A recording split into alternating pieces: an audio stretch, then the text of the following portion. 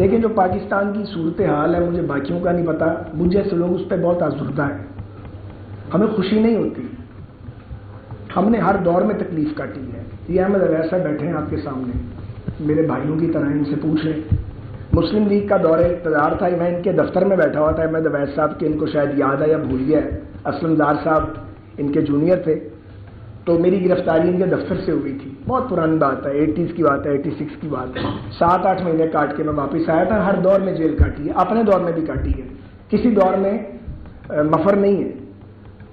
تو ہر دور میں جیل کاٹنے کے بعد 50 سال سیاست کرنے کے بعد ڈانگ سوٹے کی سیاست بھی کی ہے اسٹوڈنٹ پالیٹکس میں، وہ بھی پتا، احمد میر صاحب ساتھ ہی تھے اس وقت بھی، تو بہت لڑائی لڑی ہے زندگی میں۔ مجھے کچھ باتیں سمجھ آ گئی ہیں، وہ نچوڑ ہے۔ میں آپ سے گزارش یہ کرنا چاہ رہا ہوں کہ اگر ہم چاہتے ہیں کہ اصلاح احوال ہو، پھر ہمیں اپنے کیے پہ شرمندہ ہونا پڑے گا۔ کوئی سیاستدان، کوئی لیڈر، کوئی جرنیل، کوئی جج اپنے اداروں اور اپنے جماعتوں کے کیے پہ کبھی میں نے نادم ہوتا نہیں دیکھا۔ اس میں سب شامل ہیں، اکراس دی پارٹی لائن۔ اگر آپ یہ سمجھیں کہ شرمندہ ہوئے بغیر اور اپنی غلطیوں کو مانے بغیر ہم آگے بڑھ سکتے ہیں، مجھے نہیں لگتا کہ ہم آگے بڑھ سکتے ہیں۔ یہ دائرے کا سفر جاری رہے گا۔ کل کوئی معطوب تھا، آج کوئی معطوب ہے، پرسوں کوئی اور معطوب ہوگا، پھر کسی اور کی باری ہے۔ باریاں دائرے کے سفر میں آتی رہیں گی جب تک ہم شرمساری محسوس نہیں کریں گے، اپنے کیے پہ نادم نہیں ہوں گے اور ایک دوسرے کے لیے قوت برداشت پیدا نہیں کریں گے۔ جب تک ہم ایک دوسرے کو برداشت نہیں کریں گے، مخالفانہ جو موقف ہے اس کو ہم سننے کی صلاحیت اور سکت جو ہے وہ نہیں رکھیں گے، یقین کریں ہم ایک دوسرے سے دست و گریبان رہیں گے اور یہ ریاست ہچکولے کھاتی رہے گی اور مسلسل ایک زلزلہ ہے جو ختم ہونے میں نہیں آ رہا، وہ جاری رہے گا۔ یہ بہت افسوسناک ہے، سیاسی کارکنوں کو خراب کرنا، سیاسی جماعتوں کو توڑنا، سیاسی جماعتوں کا ٹوٹنا، لیکن اس میں ہم بھی حصے دار ہیں۔ ہم نے بھی کم نہیں کی۔ ہم اپنی جماعتوں میں جمہوریت نہیں دیتے، ہماری جماعتیں ایک لیڈر کے گرد گھومتی ہیں اور ہم شرک کی حد تک جاتے ہیں اس کے پیچھے، اور جماعتوں کے اندر بھی بولنے کی جرات نہیں کرتے، اور اگر کوئی جماعت کے اندر بولے وہ سائیڈ لائن کر دیا جاتا ہے۔ اور مخلص سیاسی کارکن ہر دور میں جمہوریت کا علم انہیں پکڑا دیا جاتا ہے، وہ لڑتے ہیں، لڑتے لڑتے میں نے پہلے بھی کہا تھا وہ مخالفین کی صفوں میں گھس جاتے ہیں، یا تو مخالف مار دیتے ہیں، اگر بچ کے آ جائیں تو اپنے مار دیتے ہیں۔ تو یہ اس پاکستان کی سیاست کا خلاصہ ہے۔ تمام سیاسی جماعتوں کو اپنے اندر پہلے جمہوریت لانی چاہیے۔ ہم اس ملک میں جمہوریت مانگتے ہیں، اپنی جماعتوں میں جمہوریت دیتے نہیں ہیں۔ نہ ورکنگ کمیٹیز کی کوئی میٹنگ ہوتی ہے، نہ پارٹیوں میں کوئی الیکشن ہوتے ہیں۔ ایک پارٹی کی کہانی نہیں، ہر پارٹی کی یہی کہانی ہے، سوائے جماعت اسلامی کے، اچھا لگے یا برا لگے کسی کو۔ تو مقبولیت لیڈر کی بڑی امپورٹنٹ ہے، لیکن کیا لیڈر اکیلا ہی مقبول ہو جاتا ہے؟ جو سیاسی کارکن ایندھن بنتے ہیں ساتھ، جو ماریں کھاتے ہیں، جو اقتدار تک لے کے جاتے ہیں، جو مشکل وقت میں ساتھ جیتے مرتے ہیں، اپنے پورے خاندان داؤ پہ لگا دیتے ہیں، ان کی جماعتوں میں سے ہونی چاہیے یا نہیں ہونی چاہیے؟ ان کی کوئی سے نہیں ہوتی۔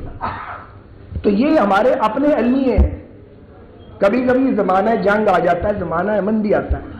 جب سیاسی جماعتوں پہ زمانہ امن آتا ہے ہم اس وقت کو ضائع کر دیتے ہیں، وہ ہم اپنے مخالفین کو گھسیٹنے اور رگیدنے میں مصروف ہوتے ہیں۔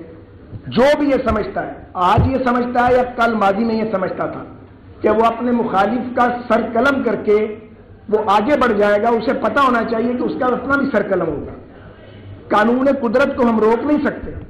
سو اگر پاکستان کو ہم بحرانوں سے نکالنا چاہتے ہیں، اور اگر ہم چاہتے ہیں کہ حامد میر صاحب کی سوچ کے مطابق اس ملک میں آئین، قانون اور جمہور کی حکمرانی ہو، تو پھر یہ لازم ہے کہ ہم ایک دوسرے کو برداشت کرنے کا مادہ پیدا کریں، مزاحمت کی سیاست کریں، لیکن اس کے اندر تدبر اور فراست بھی ہونا چاہیے۔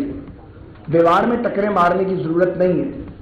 اپنے کارکنوں کو محفوظ رکھنا اور ان کی قوت کو اکٹھے کر کے اس کو ٹرانسفارم کرنا اس منزل اور مقصد کے لیے جس کے لیے آپ جدوجہد کرتے ہیں، یہ ایک ٹیکنیک ہے۔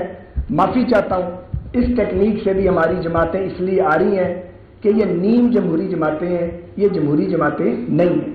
میں ایک بار پھر حامد میر صاحب آپ کا لاہور بار کا شکر گزار ہوں.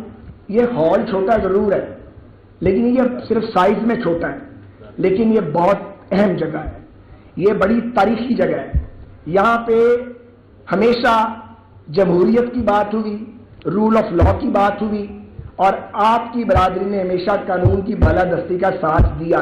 یہ الگ بات ہے کہ جب ججز موومنٹ چل رہی تھی، مجھے 1 منٹ دے دیں کیونکہ میں کراچی شودا ہال میں کھڑا ہوں، ختم کر دوں گا. جب ججز موومنٹ چل رہی تھی اور ہم سب جو اسٹیج پہ موجود ہیں، کوئی ایک بھی ایسا نہیں ہے جو اکٹھے نہیں تھے، ہم سب اکٹھے تھے. ہم جیلوں میں گئے، خجل خوار ہوئے، پر اب میں سوچتا ہوں یہ ہم نے کیا کیا، ضرورت کیا تھی. ہم پیپلز پارٹی سے لڑ پڑے، P T I, Jamaat Islami, P M L N, ہم کٹھے تھے. حامد خان صاحب، میں اور لیاقت بلوچ صاحب اس کی اسٹیئرنگ کمیٹی کے ممبر تھے جس نے سارا وہ لانگ مارچ آرگنائز کیا. سب نے جدوجہد کی، سب کا حصہ عدلیہ کی بحالی میں. لیکن آپ یہ دیکھیں کہ ججز بحال ہو گئے. ہم نے سمجھا کہ اب آزادی عدلیہ کی آزادی کا سورج طلوع ہوگا اس ملک میں، اور آزاد جج اور سیاسی جماعتیں مل کے ایک صحیح ڈیموکریٹک کلچر کی بنیاد رکھے گی. سارا کام ہی الٹ گیا، اور جن کے لیے لڑے انہوں نے آتے ہی جمہوریت میں یلغار کیا اور پیپلز پارٹی کی حکومت کو گرانے کی کوشش کی. بہرحال یہ ہمارے علمی ہیں، ہمیں اپنے علمیوں سے سبق سیکھنا چاہیے، اور ہمیں ایک دوسرے کی بے عزتی سے گریز کرنا چاہیے، اور ایک دوسرے کے وجود کو ماننا چاہیے. میں پہلے بھی کہہ چکا ہوں، میں بار بار کہتا ہوں، اور میں یہ بات کہتا رہوں گا کہ کوئی کسی کی سیاست ختم نہیں کر سکتا، کوئی کسی کو مائنس نہیں کر سکتا. سیاسی جماعتیں حقیقتیں ہوتی ہیں. ہم ایک دوسرے کو رگیدنے کے لیے، ایک دوسرے کو خراب کرنے کے لیے، اور دوسرے کے پاؤں کاٹ کے اپنا قد بلند کرنے کے لیے ہم سب نے یہ حرکتیں کی ہیں. ہم مل جاتے ہیں، حرکتیں کرتے ہیں، لیکن پاکستان میں دائرے کا سفر جاری ہے. اگر ہم نے اپنے ملک کو منزل مراد پر پہنچانا ہے تو پھر ہمیں سول سرچنگ کرنی پڑے گی، اور ہمیں اچھے سے سوچنا پڑے گا پاکستان کی پولیٹیکل پارٹیز کو وہ مقبول ہیں یا کم مقبول ہیں. ایک دن ان کو بیٹھنا پڑے گا، انہیں سر جوڑنا پڑے گا، اور ایک نیا مساق جمہوریت کرنا پڑے گا. پاکستان پائندہ. بہت شکریہ خواجہ سعد رفیق صاحب، بہت شکریہ. اچھا جی، بات ہو رہی ہے، ہم